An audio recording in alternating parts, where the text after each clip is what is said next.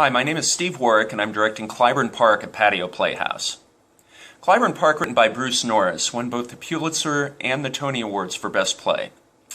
It takes off from Lorraine Hansberry's classic A Raisin in the Sun, which debuted on Broadway in 1959, and which is about a black family, the Youngers, on the south side of Chicago, and their plans to move to the all-white neighborhood of Clybourne Park in search of a better life. This play focuses on the Clybourne Park neighborhood itself and the changes it goes through over 50 years. Act 1 is set in 1959 in the house that the Youngers want to move to, and it reveals why the white couple living there are willing to sell to a black family, even though their neighbors are up in arms. Act 2, set 50 years later in 2009, shows how a generation of black residents have moved in, transformed Clybourne Park, made it their community, and now are up in arms themselves over a white couple moving in and taking over the homes they grew up in. What's great about the play is that each act builds with these really sharply written conversations and subtle characterizations, and then they just explode into comic chaos. The writer Bruce Norris has a pretty wicked sense of humor and takes a real delight in peeling back the layers of language, how we communicate and talk past each other, how we get our wires crossed when we try to talk about loaded subjects like community and race.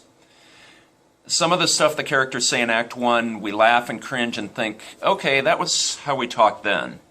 But then Norris turns it right around in Act 2 and makes us laugh and cringe at the coded words we use and the language we use today.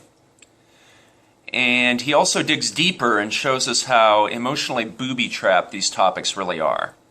This is a terrific play for actors because the writing is so sharp and the characters are so well defined.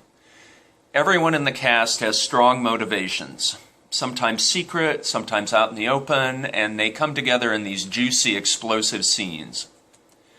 There are also these nuanced, quiet interactions that carry a lot of complex emotional weight.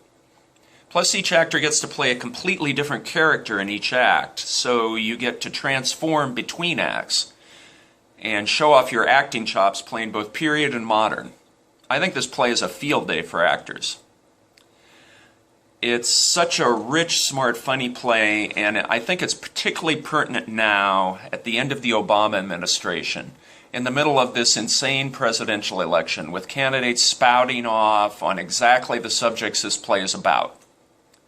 It's part of our tumultuous national conversation about race, politics, and community. I hope you come out and join us.